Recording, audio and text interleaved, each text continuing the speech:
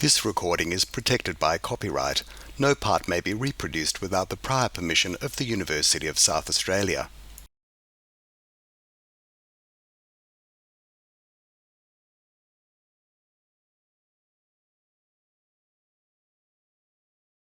Good evening, everyone. Welcome. My name is Jacinta Thompson, and I'm the Executive Director and Events and Exhibitions Producer of the Bob Hawke Prime Ministerial Centre. Before we begin, I would like to acknowledge that the land we meet on today is Kaurna land, and we wish to express our respect for the Kaurna people, their elders and ancestors, and acknowledge the spiritual and cultural relationship the Kaurna people have with their traditional land. It gives me great pleasure to welcome you all here tonight to our event with Dr Kylie Moore-Gilbert as she discusses her latest book, The Uncaged Sky. The Hawke Centre and the University of South Australia is pleased to be presenting this event in partnership with Matilda Bookshop, and I'd like to thank Gavin Williams and his team for their great work. I would also like to thank Emily Cook, thank you, from Ultimo Press, for your amazing work in bringing great authors to South Australia. Dr Kylie Moore-Gilbert is a scholar of Middle Eastern and Islamic studies. Kylie speaks several Middle Eastern languages and has spent significant periods travelling and conducting academic research in the region. Tonight, Kylie will be joined by Walkley Award-winning Australian columnist and author and great friend of the Hawke Centre, might I add, Jane Caro. So please, a warm welcome, Dr Kylie Moore-Gilbert and Jane Caro.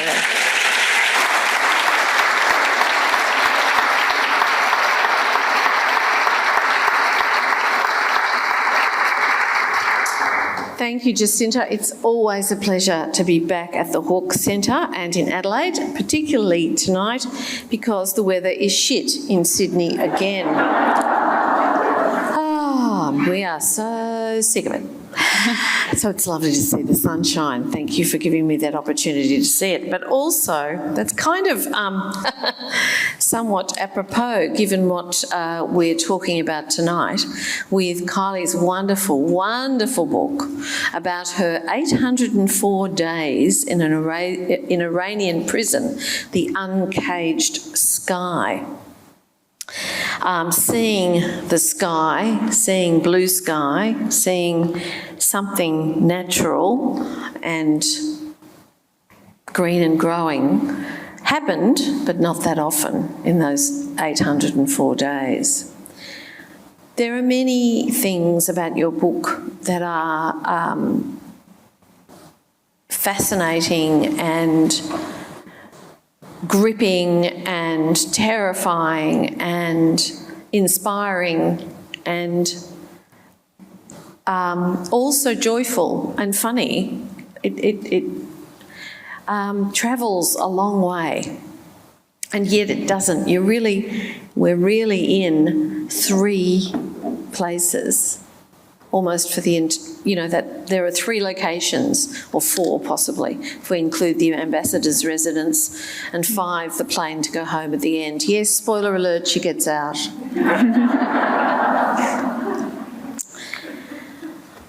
But the thing that struck me so forcibly quite early on in the book, because you take us into 2A, your first and longest jail, very quickly. We're there very quickly in the beginning of the book.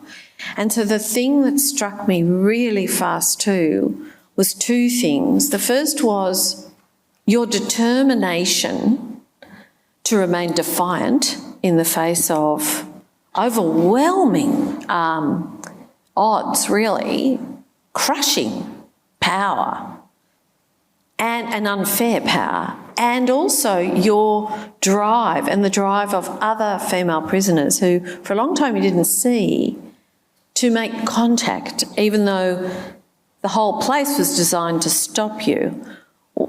Tell us a little bit about how you first started to make a connection with some of the other women who were also in jail with you. It's such a pleasure to be here. Thank you all for coming. This is completely massive crowd, and it's amazing. I'm kind of blown away by it. Thank you for your interest. And thank you to Jane too. That's a fantastic question.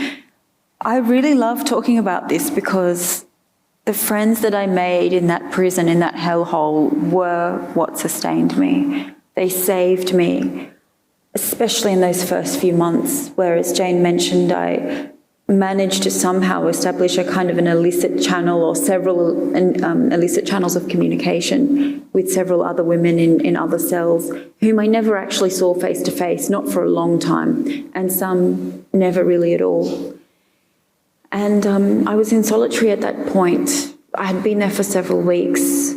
I didn't speak Farsi, and the women who would become my neighbours in my neighbouring cell, but at that moment were across the hall from me. They heard me speaking in English with the prison guards, me speaking English, them speaking Farsi, trying to communicate and not really getting very far with that. And, I wasn't even able to ask to see a doctor, to ask to go to the toilet, nothing, because we didn't have any way of communicating with one another.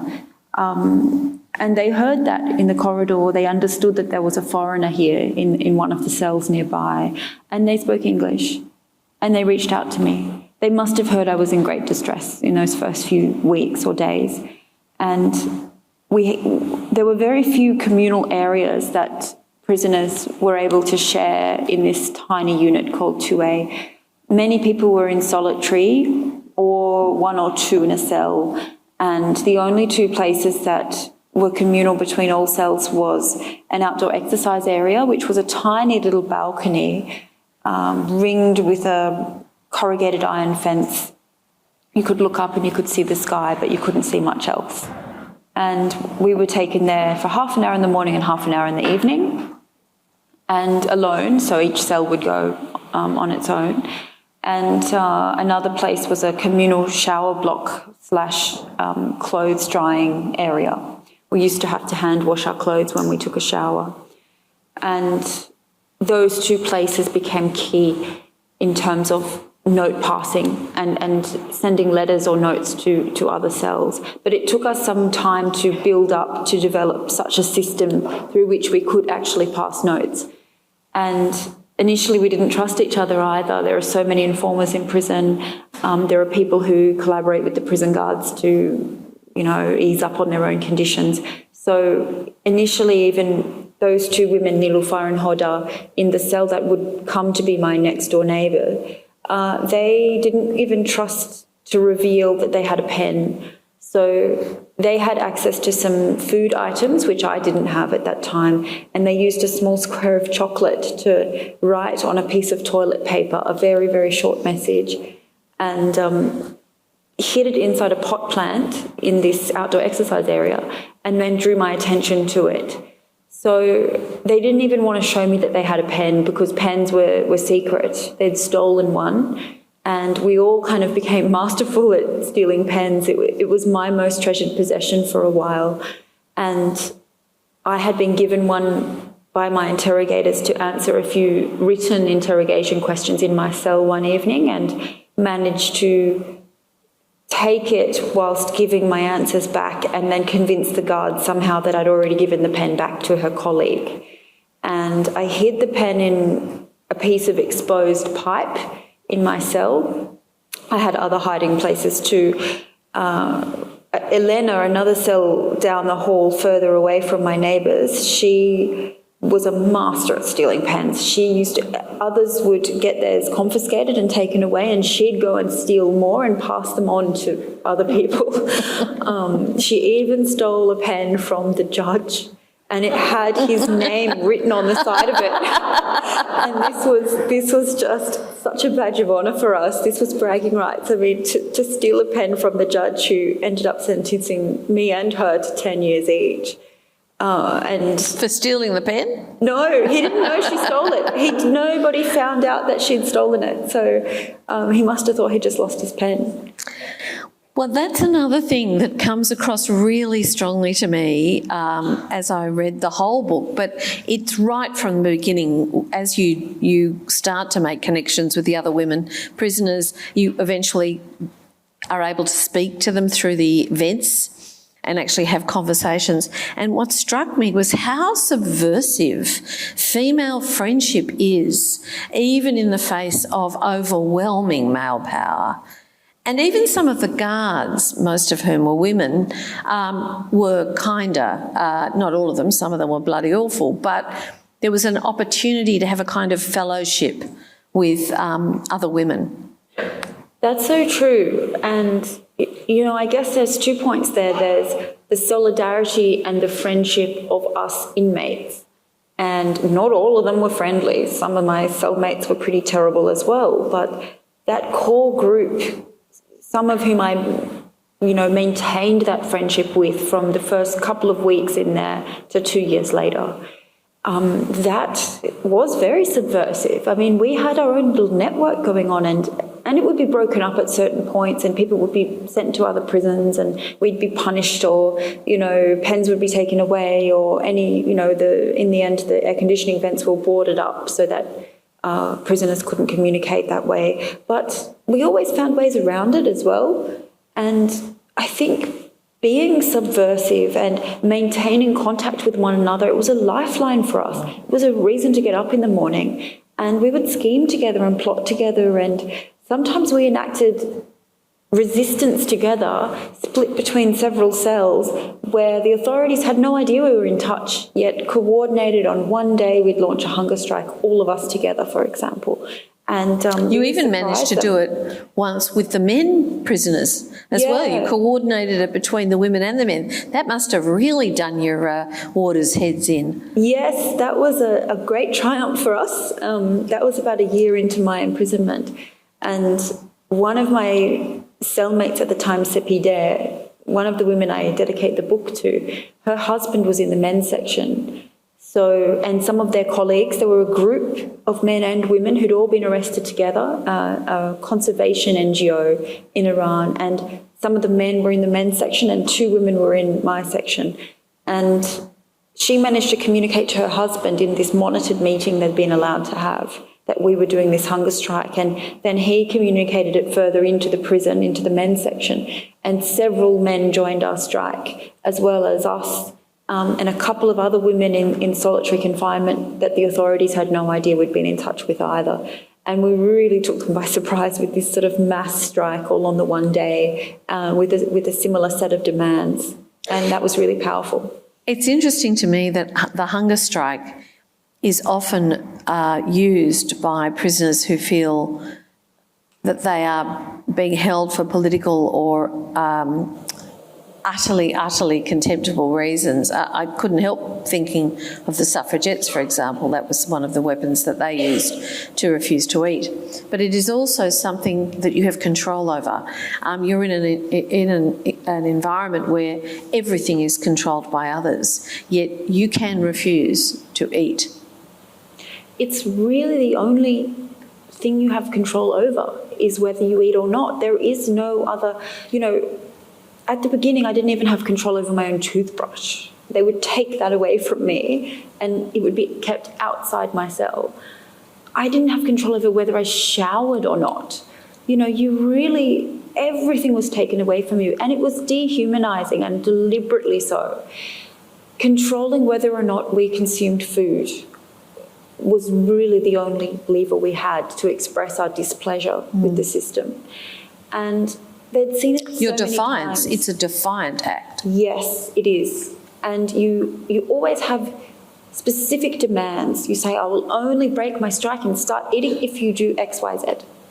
And they'd seen this so many times before, all the time. You know, there's a lot of political prisoners that pass through 2A and Evin prison where I was, and, you know, they would sort of poo-poo it and say, oh, we've seen this, or, you know, you're not going to get anything out of this, why don't you just eat? And we don't care, you know, we've seen everyone tries their hand at a hunger strike at some point, but it's not going to change what we're going to do. But if you stuck to it long enough and you suffered enough, they would eventually give you something, because especially foreigners like myself, or dual nationals, or people from whom they wanted something, and it could be shaking someone down to get their hands on their assets. It wasn't just foreigners. You know, you're no good to them if you end up in hospital from a hunger strike. You're no good to them, and you're actually bad for them if there's a lot of negative media around the fact that so-and-so is, given themselves permanent liver or kidney damage from hunger strikes, and therefore the conditions must be so terrible in their custody. So after a certain point and a certain amount of suffering, they often did give you something, and I had a few victories. I had a few times where I gained nothing as well, but on several memorable occasions, they were worthwhile. And for a while there, I mean, we're skipping chronologically back and forwards a bit, but that's fine. Or at least I hope it's fine. There was a time when you actually got to share a cell with Niloufar and Sebeda, and there was such a sense of joyousness in the relationship that you had with those women, and sisterhood, which is not a term I'm generally all that in favour of. But in your book, I got that really strong sense of you being a band of sisters. We usually say a band of brothers, but I saw a band of sisters, really not just keeping one another sane, but providing almost everything that you needed from one another: company, love, support, courage. Yes, it might sound strange, but I was actually really happy during about roughly a 6-month period when I was with these two women, Niloufar and Sebeda, to whom I dedicate the book, because they were more than just friends to me. As you said, they were sisters, and it really was a sisterhood, and they are my sisters even to this day. And coming off the back of almost 12 months at that point of isolation, loneliness, suffering, fear, anguish, torment, being able to share a cell with two women that I already knew from months and months of passing notes and letters, and they had enlightened me and opened my eyes to the reality of where I was, who had arrested me, what would likely happen with my trial and a potential diplomatic deal, everything they'd told me, how to deal with the interrogations, everything. And others too, not just these two specific women, but I owed them so much, so I trusted them implicitly because they put themselves at risk and endangered themselves to help me, and they gained nothing from that. So I trusted them and they trusted me too. And we created a little bubble or our own little world in that cell, almost despite our captors and the brutality and the cruelty of the place.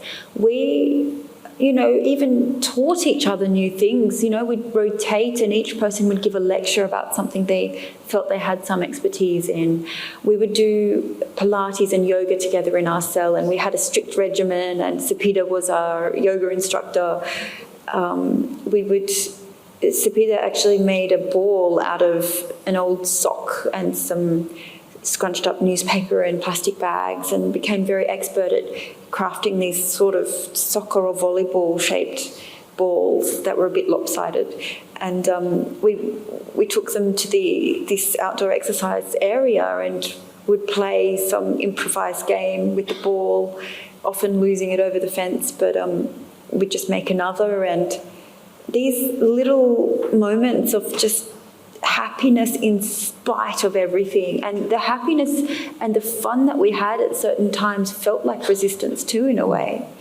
Oh yes, how dare you enjoy yourself in a prison where you're supposed to be miserable and being punished. Exactly. That was the attitude of some of the guards, yes. Well, you write at one point about how they couldn't believe they could hear you laughing and singing, and there was a sort of almost an offence taken at that. They took umbrage. There was a moment when we were screaming and laughing in the outdoor exercise area with the ball, playing a very active game with the ball and just giggling and being silly. And unfortunately, there were some prisoners in solitary confinement that backed onto the wall of the exercise area, and the guard told us they had asked if somebody was being tortured next door, because what was all this shrieking and screaming and laughter? They thought something was being done to somebody in a negative sense, because they just couldn't imagine that people would be having fun in such a place.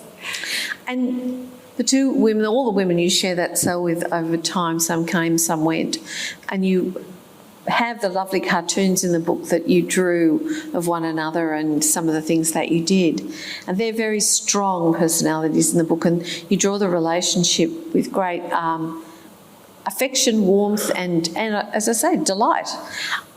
But there's another character in the book that looms very large, about whom you did not feel so warmly, and his name is, I'm going to say it wrong, but I'm doing my best, Kazi Zadeh. Perfect. Oh my God, thank goodness. Kazi Zadeh. Tell us about Kazi, because he is a huge personality in the book, and I think he was a huge personality. He was I loved this. It sounded, case head was what he was called, but I kept thinking he was your head case. I've never thought of it that way. That's actually genius. Yeah, like in Persian it's Reis Parvande, so that's like a direct translation, but in English it doesn't really make sense. It's hard to describe what his role was because he had so many hats. He was a very powerful person within the Revolutionary Guards, the group that had arrested me, taken me hostage, within their intelligence organisation. And I suspect he might have been related to the head of that organisation, actually. He was definitely the responsible person for legal affairs, so for linking the IRGC with the judiciary and prosecuting people. IRGC stands for? Islamic Revolutionary Guard Corps. So that's the Revolutionary Guards who arrested me. They're a kind of a state within a state in Iran. They're just as powerful as the Iranian government, if not more powerful. And they arrested you because you'd been to Bahrain, you were married to an Israeli, you'd been to Israel. I mean, there was never any really firm, you were a spy was what they accused you of being, but there was never any real basis to the reason for your arrest. Oh, no, and, they hadn't even decided that I was an Israeli spy, which is what they, ended up convicting me of until, well, after the interrogations were finished, I think. They were floating all sorts of bizarre ideas, and, these guys are arch conspiracy theorists, so they latch onto any conspiracy and wholeheartedly sign up to it. So I was accused of being an MI6 agent and an Australian spy and a Bahraini spy and all sorts of other... I'd gone to Bahrain for a couple of months for fieldwork research for my PhD. That's the link to Bahrain. But other than that, I really have no link to them whatsoever either. So same with Israel. My ex-husband was born in Russia, lives in Australia, migrated to Australia, but has an Israeli passport, and that was enough. I'd visited as a tourist. That was enough to try to link me there as well. So they didn't really have anything to go on, but they don't care because either way they win. And, if I was a spy, then they've caught a spy and they can, try and shake me down for as much info as they can get out of me and maybe then flip me to be a spy for them. But, which is almost always what happens, they get an innocent person. They also win because, especially if it's a foreigner or a dual national, they know that I have a price and that they can extort my government and get something in exchange for me of value to them. So it's a win-win situation. And unfortunately, very little has been done to disincentivise this practice of hostage-taking. And that was Kazi's job, wasn't it, really, to either flip you as a spy or get whatever it was of value. But he is a totally unpredictable character in the book. You never knew whether he was going to be nice Kazi or horrible Kazi. Yeah, he probably was a psychopath, I would say, met that definition. In that he was certainly an abuser. Having just written a novel about coercive control, I just kept going, red flag, like that's what he was doing. It was textbook coercive control. He had complete and utter control over every facet of my life. Yeah. Down to, again, he could snap his fingers and decide that I didn't have my toothbrush. I was not allowed to shower, these things, up to whether or not the Australian government and the IRGC agreed on a deal for me. He was controlling everything. He was one of the main interlocutors of the Australian diplomats who eventually went and negotiated with the Revolutionary Guards directly to secure my release. They knew him because they would regularly interact with him in the negotiations. So he was very powerful, and he can, you know, the negotiations themselves were being held over me as leverage by him. So my relationship with this particular Revolutionary Guard is, I guess, a thread that I draw throughout the book. He was present from the very first night of my arrest up until a month or 6 weeks or so.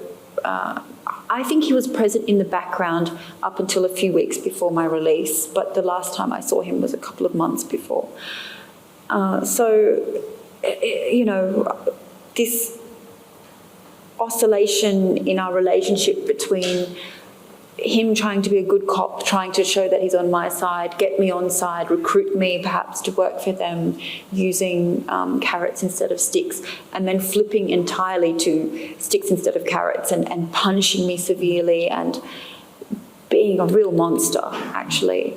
And I guess, yeah, the unpredictability and also the ego games, because he had a colossal ego. He was very arrogant, but also a very fragile ego, could be very easily damaged and insulted and offended. And you were always kind of tiptoeing on eggshells, and anything, any little slight, any little thing could offend him as well. So it was a minefield, really.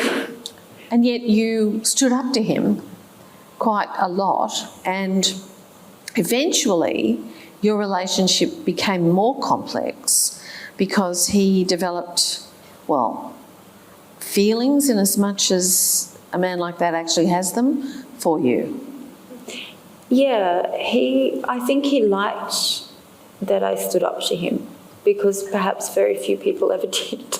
Maybe because I was crazy at that point. I just, when you've got nothing to lose, and when I started resisting and fighting back, they'd taken everything from me. They'd punished me in every possible way. They'd taken everything away from me. So I had nothing to lose, and that's actually a very dangerous position to put someone in. And I didn't care at that point what they would do to me. So I did make the decision to resist. But I think I would talk back to him and challenge him verbally, and I think that he possibly liked that for some reason. And he would come and have conversations with you about ideas and concepts, and so there was something in him that was seeking an intellectual equal in a way. That's true. I was in solitary confinement for a prolonged period of time during 2020 when these events were happening, and he was the only person who I could have any sort of intellectual conversation with. And I, welcomed those conversations. Often it would be about philosophy or religion or politics or history. He was very educated, had a PhD too, and I think we both enjoyed those chats. But he always had a sort of a nefarious agenda, perhaps, behind them, whereas I was just focused on day-to-day survival.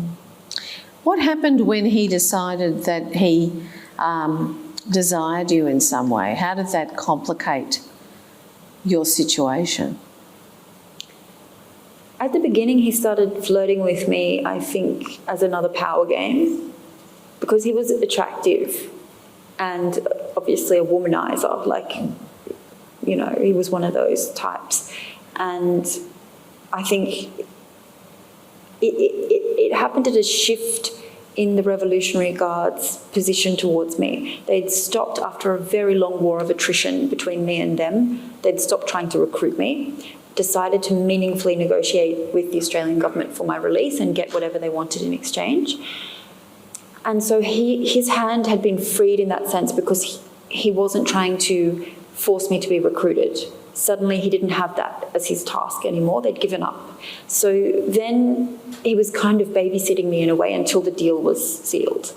So he started flirting with me, and I was very confused because he'd been punishing me quite severely and been quite horrible right up until that moment. And so I sort of viewed it as a power play, as a way of another attempt of getting some leverage or control over me. Another way of destabilising you, so you didn't know what to expect from him. Exactly, yeah. But I kind of at that point wanted to give as much as I got, really, and I just sort of I guess, flirted back with him, like, or just engaged in the banter. Because it was also a way of me showing him that I'm not going to let you cow me. But after a few weeks, I think he started to really develop feelings for me. And certainly how it comes across in the book. Yeah, it was hard to know. I mean, not everything I put in the book, because sometimes I'm not exactly sure what was going on, but he just maintained complete control over everything. He knew what he was doing, and I think he'd probably done it before as well with other female inmates. Yeah. And of course you then realise that one of your guards is in fact his wife. Yes. So honestly, I tell you, it's got everything. It sounds really soapy. It really isn't, I hope, if you read the book, but it's not. It speaks to the psychology of this man, because that wasn't a coincidence. He had planted his wife as an informer at the beginning of 2020. She was working for the IRGC anyway, in some other capacity somewhere else, not in Evin prison. And because it's very incestuous, everybody's related to everybody else. It's this tiny little mafia gang. They keep it in the family very much. So it's not surprising that his wife was working for the same organisation. Many of the female guards had husbands who were interrogators or who worked in the prison system too.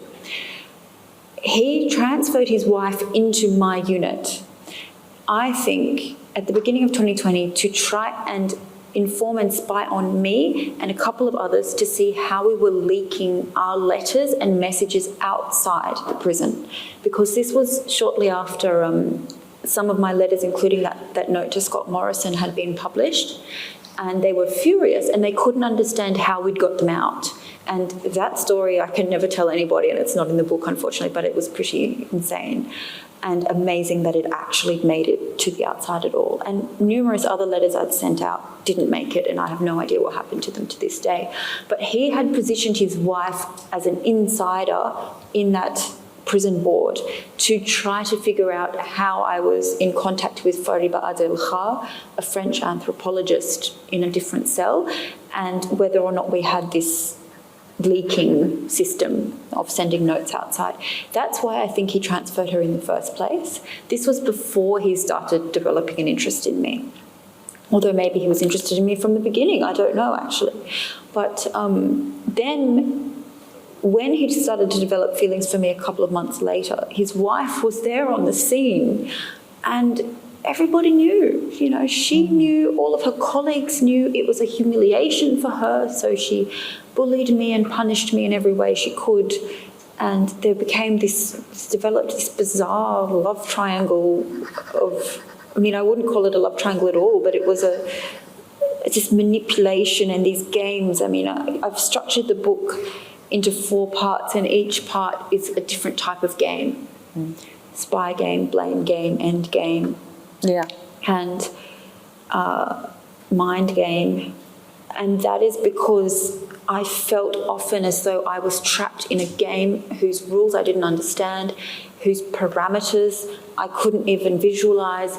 I held very few cards in my hand, and the rules of the game kept shifting and changing, and I had to keep scrambling to keep up and figure out what was going on. And, you know. And if you're in the hands of a narcissist, which I think Kazi is, and a psychopath, it's not only you he's playing that game with, it strikes me, it's his own wife. Oh, yeah. He is having fun, building his own ego, torturing the pair of you with this game, exactly that. So as a, you know, not as a result of that, but as part of this whole lies and tricks which constantly happen to you, you wanted to move from 2A to Evin, which was the public prison. I know it doesn't sound like a goal, but that's where your friends had gone, Nilofer and Sebede, so that in itself was a reason to want to be there. And at one point you actually think you are being transferred there, and then you realise that actually they've tricked you and lied to you again, because you're heading to what you'd already heard of as one of the worst places in the prison system in Iran. Tell us about Karshak. Yeah, so according to Iranian law, after I'd been convicted and my appeal had been rejected, I couldn't stay in an interrogation facility, in a high max security interrogation facility run by the IRGC, the Revolutionary Guards, because that was pre-trial. I mean, a lot of prisoners are sent out of that facility after their interrogation phase is over, before they even go to court. So the fact that they'd kept me there under their control for almost 2 years was quite unusual. And I was demanding and doing all sorts of crazy things by that point to get sent to the public prison where my friends had been sent before me, where I knew the conditions were much freer. You could live something of a normal life, normal in prison terms, there. And it was me rejecting Qazizade's advances and making it clear to him that I was not interested in him and I wanted him to leave me alone. That led to his punishing me by sending me instead to Karchak prison, which is even worse than Evin. You know, it's in the desert south of Tehran. There's not even really any fresh water there. You had to bathe in salt water that they pumped out of a reservoir in the desert near a salt lake. It was just this beating sun, really, really hot, packed, dry earth. Nothing grew there, nothing really survived there. And it was a regular criminal prison full of anybody from murderers to drug traffickers to armed robbers, thieves. Anything you can imagine, somebody was there for any crime, someone was there for it. And some of the murderers were lovely, by the way. I got to know some of them. They were probably innocent as well, because like the miscarriage of justice that I was subjected to, regular Iranian people are subjected to on a daily basis as well. It's very corrupt, the court system. So unfortunately, often there was a man behind. You know, a female murder is a very rare thing anyway, and often it was actually a boyfriend, a husband, a jealous suitor who'd committed the murder, but the woman had been thrown in prison for that as well. But that's a whole other story. So it was actually just, it was so shocking. My brain took several days to process it, going from what had been 7 months straight in solitary confinement in a high security Revolutionary Guard controlled facility to this very dilapidated, unclean prison in the desert where I ended up having to sleep in a room with 100 women. And most of those women were pretty scary at the beginning before I properly came to understand who was who, and obviously there was a hierarchy there. And where I sat within that hierarchy was also interesting. So that was a huge change for me. But actually, they thought it would be a punishment, but I actually preferred Karchak to where I had been. You write about it extremely vividly. I got this really strong impression of going from absolute solitariness, where life had kind of almost telescoped down to tiny little things, into the exact opposite. Chaos, cacophony, noise, people everywhere. The absolute shock of that, psychic, visceral shock of going from tiny little life to the exact opposite, but still totally constrained and enclosed. You convey that really powerfully, and yet, as you were just saying then, you were much happier amongst the chaos than you had been in the absolute silence. Most definitely. You know, human contact, human interaction is everything. And in Karchak, I had friends. I could practice my Farsi. I'd been studying Farsi alone in my cell with a dictionary and a newspaper and, grammar book. But there I was speaking Farsi from dawn to dusk. Nobody spoke English. I was forced to, and I enjoyed it. I loved it. And they had all these activities and things they would do. But you were blocked from doing a lot of those. Yes, I was at certain points. as punishments again, but the prisoners themselves would often organise activities too, so not just formal structured ones that the prison would put together. I remember after a couple of days in the main ward, I was in Ward 6, they had a charades night, and the prisoners had written all these little cards in Farsi with all the different, charade topics, and they would separate the entire ward into groups and then have a little prize they'd put together for the winning team. And I remember I was in the sport category, and my charade character was Cristiano Ronaldo, and I was like, how do I convey this to a group of Farsi-speaking prisoners? I didn't know if they even knew who Ronaldo was, but of course everybody knows who Ronaldo is, so I just had to... don't. He's a footballer.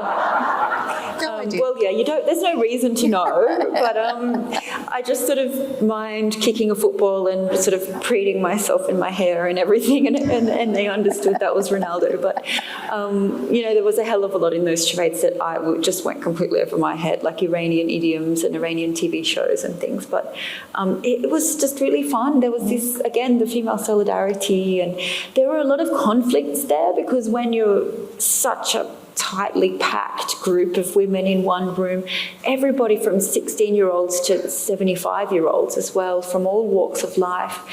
A lot of people were drug addicts or had psychological problems, and so that would create a lot of conflict as well.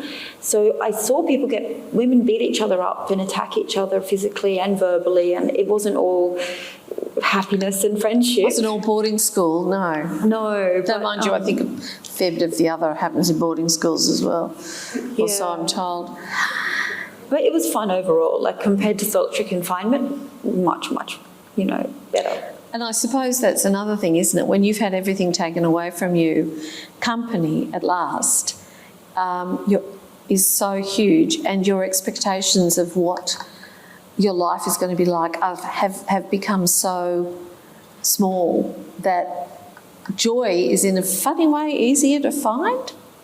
Yeah, when you have a very restricted lifestyle with very little influence over any aspect. I mean, stealing a pen becomes a huge triumph. Yes, exactly.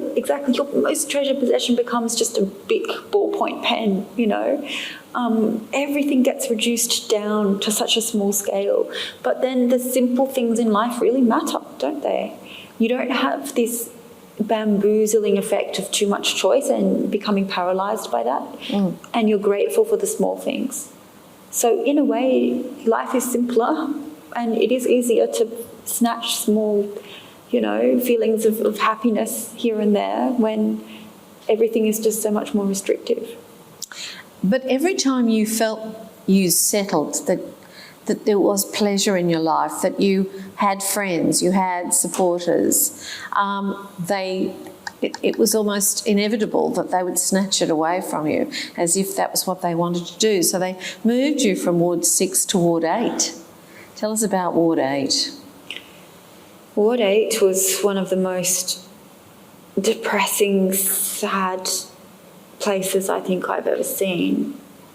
Not because of the actual physicality of it, but because of the people who lived there. It was the pregnant women, mothers and children's ward.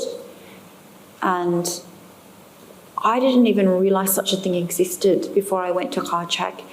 The women who are pregnant who are arrested, or women who are mothers of very, very young children, I think legally up to the age of 2, but we had a 3-year-old in there as well. They're imprisoned alongside their babies.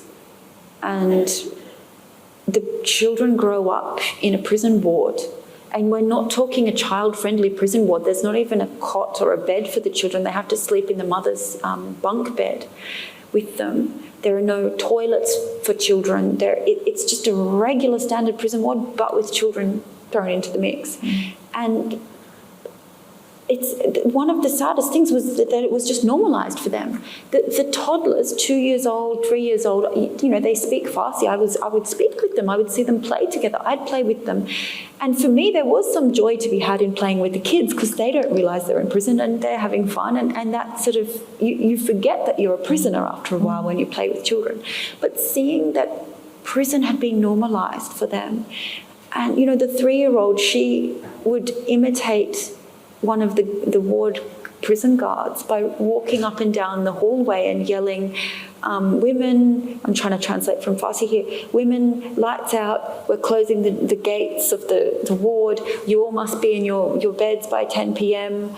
You know, like various prison announcements. She would walk up and down pretending to be a prison warden, would yell these at the other prisoners, and in a way it was funny and cute, but it was also fundamentally depressing to think that this child, you know, she thinks it's normal that somebody locks you up at night in a cell before you go to sleep.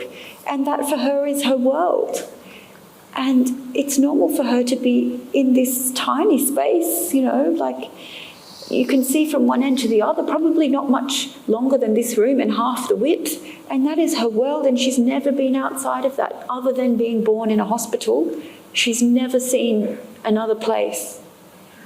And you know, what happens to these kids after they reach 2 or 3? If there's no family on the outside to look after them, they get put in an orphanage. And those orphanages are not fun places by any stretch of the imagination. So that in and of itself was heartbreaking. Whilst getting to play with the kids was fun, getting to know them was fun, just the realisation, you know, what's going to happen to them, what kind of life, what chance do they have of a good life growing up in such a place? I mean, I can't even convey the heartbreaking. Heartbreak of it. In the book, it comes across very strongly, and I found it the hardest part to read, actually. There was something that struck me about the whole situation you were in. I mean, when you were having those conversations with Kazi, there's an awful lot of belief in conspiracy theories, Holocaust denial, a society almost built on fake news. So nobody knew. I mean, you were saying that you didn't know who to trust, and one of the things about Nilofer and Sepide is that you knew you could trust them and they knew that they could trust you. But that was very rare. There were informants everywhere, there were spies everywhere, and there was, the minute you just get used to something, it was almost as if it was policy. Right, now let's turn her world upside down again. I wondered, it's a theocracy, Iran, so that means it's built on faith.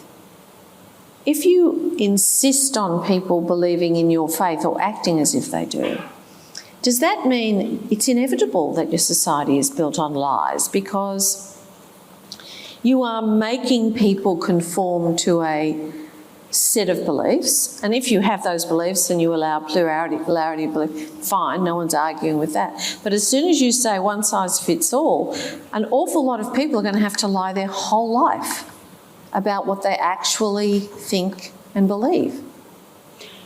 That's a really interesting observation. I do think there's some truth in it. You know, it's also forcing this monolithic belief system onto a very pluralistic society.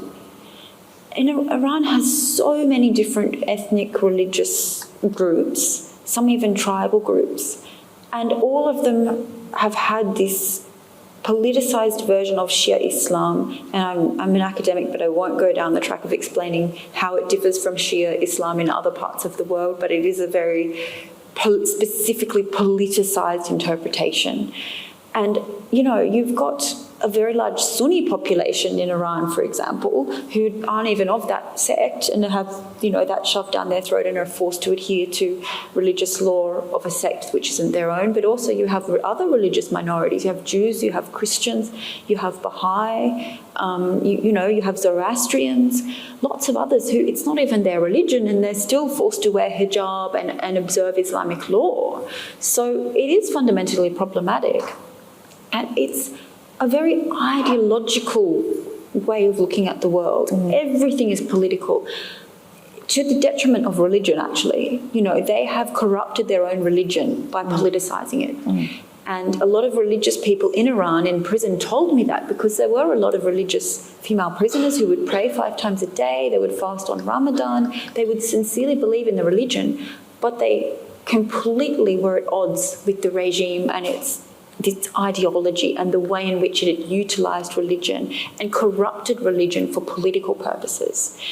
And, you know, the level of self-censorship in any autocracy, really, but in a place like Iran, you know, it was a self-preservation mechanism, and self-censorship is built on lies as well. And because especially you don't know who to trust, and you know if the wrong person hears you express what you really think about something, well, that could double your prison sentence, it could lead to a death sentence, it could lead to anything, really. So there are all of these layers of lies and misinformation that I guess are necessary to survive in such a society. And it's definitely coming from the top down, from the regime and the government down to the people. So everyone's living in fear more or less all of the time. Yes. In fact, you may, once you're in jail, you may sort of feel slightly safer because at least you're all in there together and you've already fallen foul of the... Yes, although that was my hope, but there are so many people who are willing to sell out and throw others under a bus to save themselves. Yeah. And this was the real distinction. People who had integrity and had a moral compass that they weren't willing to sacrifice to help themselves, they were one distinct group. And I'm very thankful that I fell into that group because it's a real test. It's a real test. You don't know how you react. If someone offers you an easy way out and you're really, really suffering, a lot of people are tempted to take that, even though it's a deal with the devil and they're selling their own soul to get that way out. You know, I've seen good people do that because of weakness. But unfortunately in prison, the prison authorities, the Revolutionary Guards, other intelligence organisations, they're all playing games with the prisoners, and turning one against the other is their modus operandi, really, and getting informers, putting prisoners in senior positions to control others and inform on them and feed information about the goings-on of the unit back to the authorities is just a normal occurrence. So you would hope that there would be this solidarity and it would be us versus them, the prisoners, the innocent ones, or the political activists versus everyone else. But unfortunately, the reality was you couldn't trust anybody, really, unless they proved themselves to be trustworthy to you, which in the case of Niloufar and Sipida, you know, that happened. But in Karchak especially, I many times shot myself in the foot by trusting the wrong person or being too open about my thoughts and ideas in company of others who weren't trustworthy.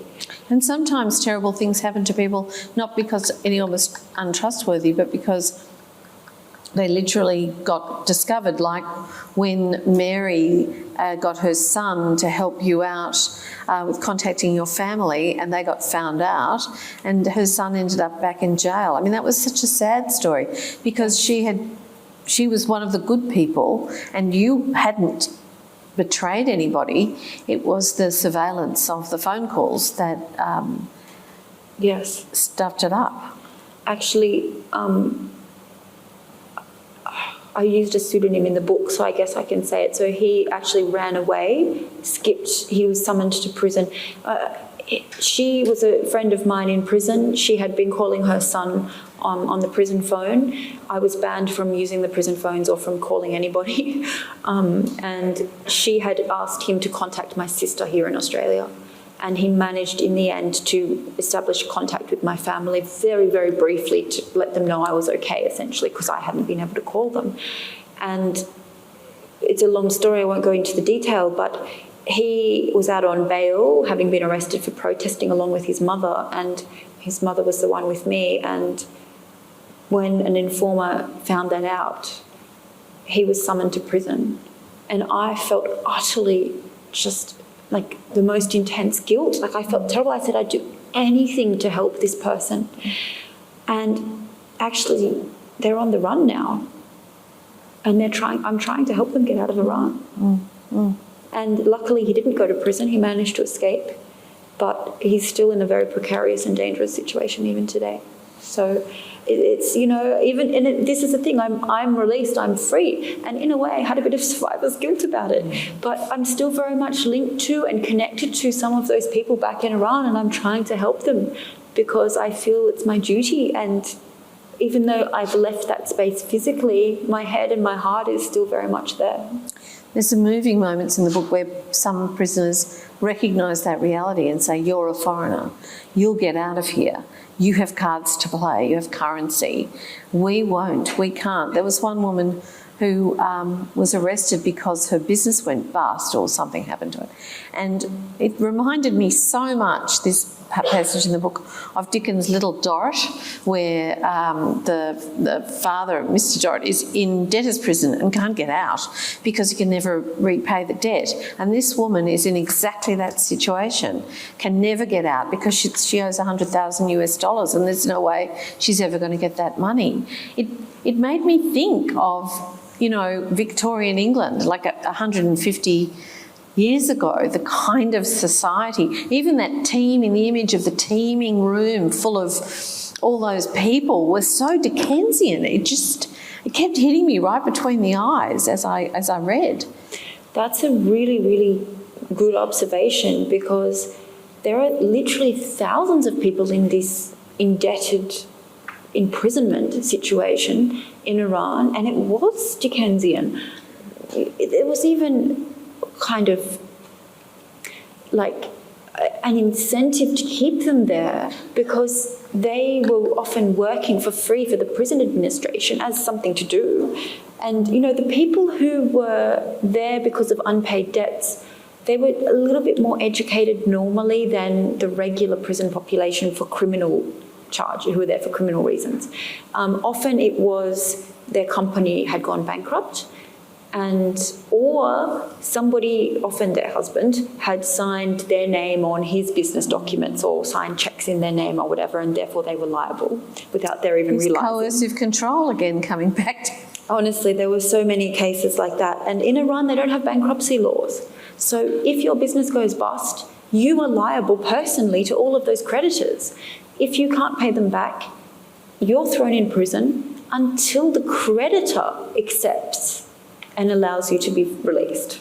So not even the government.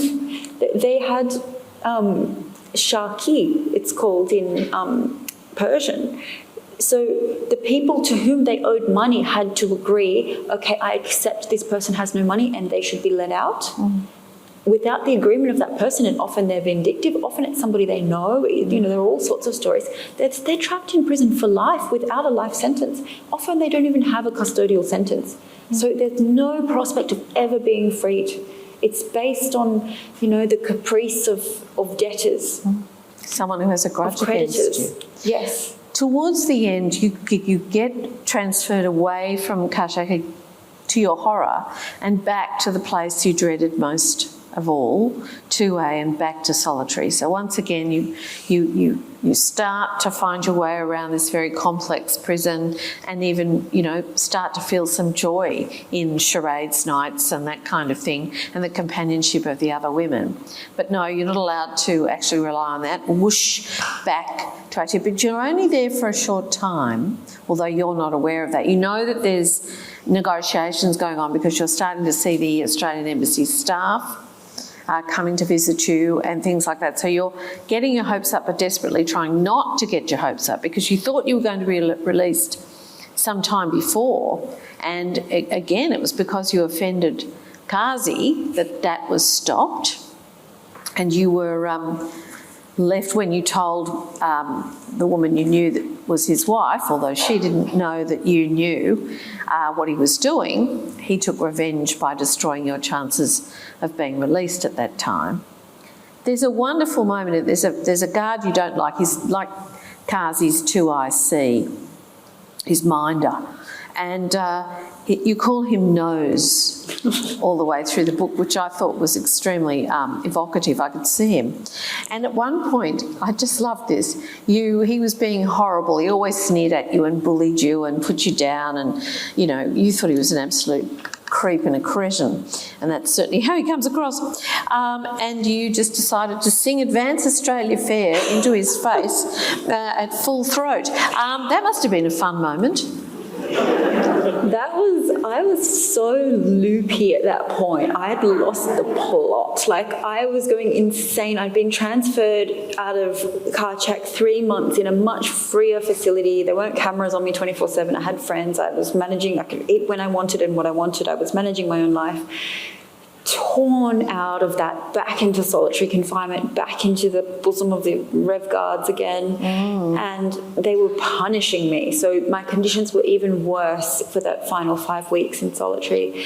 And this horrible guy, Nose, was tormenting me, and it's forbidden in Iran for women to sing in public. Women are not allowed to sing in front of men. Women are not allowed to dance. Dancing and singing is banned, except in female-only spaces. But they were bad-mouthing the Australian ambassador, insulting her, saying bad things about Australia. And this was in the context of trying to finalise a negotiation with the Australian government for my release. And tormenting me by saying, you know, that we've canned it again, because several deals had fallen through prior to that one, and were saying horrible things about the ambassador, who was a lovely woman called Lyndall Sachs. And I just... You know, I refused to speak to them at all. I had to wear a blindfold, so I just sat there and I said, as long as I'm wearing this blindfold, I'm not uttering a word. And they were yelling stuff at me and trying to get me to talk, and I refused. And then when they started saying terrible things about the ambassador, I just started singing Advance Australia Fair. And knowing that that would provoke them, because we're not allowed to hear a woman sing. I mean, that's illegal. I didn't care at that point. I was completely batty and just... I actually remembered the words to the second verse. Wow. Who even knew? Wow. I doubt I'd remember them now, but for some reason they stuck in my head. That's so impressive. And then finally you are about to leave. You are about to be able to go home. And this I found to be hilarious. You were asked to fill in a satisfaction survey. There was a so customer. Managerialism has reached even there. Honestly, it was just, I was laughing. I was laughing along with the administrative guy who was trying to get me to do it. And it was all in Farsi, and I was just like, look, like, this is too much. I have to write a whole page of Farsi about what I think of the prison food and, you know, whether everybody were nice to me or not. So I just wrote very brief answers, and, you know, the whole thing was a source of great hilarity. At that point, I knew I was getting let out, so I was in a good mood. And even though I was very apprehensive that it's going to fall through again, maybe, you know, this is a trick, I didn't properly trust, and I didn't let myself have false hope. So I wasn't completely ecstatic at that point that I would be freed, but I knew this was a process I had to go to be taken out of the prison. So I was a bit more good-natured about it than I should have been, maybe, but it was pretty funny. It's hilarious. I wonder what they've done with it now, what they do with all satisfaction surveys wherever they do them. Shove them in a file somewhere and no one ever looks at them. So you finally are released, and it happens very quickly. You're suddenly in the ambassador's residence, sleep with a pillow for the first time in more than 2 years, and then you find yourself on a plane, and Nick Warner, who'd helped get you out, says you're out of Iranian airspace. How did that moment feel? Honestly, I felt like that was the first moment I could properly breathe, that I took a deep breath and I just felt... So there's always like some tension or some tightness in my lungs holding me back from properly breathing and filling my lungs with oxygen. And only when he told me we're in Qatari airspace, we've crossed out of Iranian airspace, I just took this deep breath and I just felt for the first time in probably 2 years that I could fill my lungs with oxygen, you know, and I guess that's a strange metaphor for processing that I'm free. You pulled in a bit of that uncaged sky into yourself. I could see the sky from the window, almost like the cover of the book, actually. It was this almost night. It was dusk, and there was a little bit of light still in the sky, but I could see a couple of stars too. And yeah, looking out at that sky, I think we were flying over the Persian Gulf by that point, and just finally understanding that I have left Iranian territory. They can't come and get me. They can't come back for me. They can't turn the plane around in the sky and force it to land. I'm out, you know, it's over. That was a special moment for sure. A wonderful moment. And yet I suspect... Oh, thank you. I did want to end, I know we're just about out of time, but I did want to end with a statement in the book that really struck me, because you have left Iran, but in a way Iran hasn't left you. You talk about feeling guilt at having been able to get away. You talk about, you spoke to Nilofer on the phone only last week. You're trying to help Mary and her son. You know, you are still totally connected with that part of your life, that part of history, and the people you met, many of whom were absolutely wonderful. But I was very struck that at the end of the book you said you feel you come out of the experience with more trust in yourself, in that you survived. You're clearly, well, at least as sane as most of us, and probably a lot saner than many of us. Well, you appear to be, which is all that matters. Who knows what goes on inside our heads, any of our heads. But you have, and you were defiant. You were able to stand up to those people. You were able to keep a sense of who you were and to be a thorn in their side. You didn't flip. You didn't inform. You didn't do any of the things they wanted you to do, and you were able to build wonderful, warm, lifelong friendships with people in a most incredible situation. So I completely get that you would have more trust in yourself. But you followed that up by saying, I have more trust in myself, but less trust in others. And I thought that made total sense too, because you have seen, and it's very strong in this book, you have seen the very best of human nature in some of those other women who survived as you survived and kept their integrity. As you said, there's like two groups where some give in because of the terrible situation in which they find themselves, and desperation leads to desperate measures. But some do not give in. Some remain themselves in the face of everything. But how do you know? But you also saw the worst of people. So I completely get that. And I thought it was just such a lovely and succinct and powerful way to sum up the legacy of what is an extraordinary and absolutely fucking unfair thing that happened to you and should never happen to anyone. And it broke my heart to hear about all those women in particular, because we don't see a lot of the male prisoners. It's obviously just as awful for them. But yours is about women powerless enough in the ordinary society, as you point out in so many ways, made even more powerless, even in the mother's ward, powerless to keep their own children by their side when they reach a certain age. It is a terrific exploration of the worst things in human nature and the best. Thank you so much for writing it. Thank you.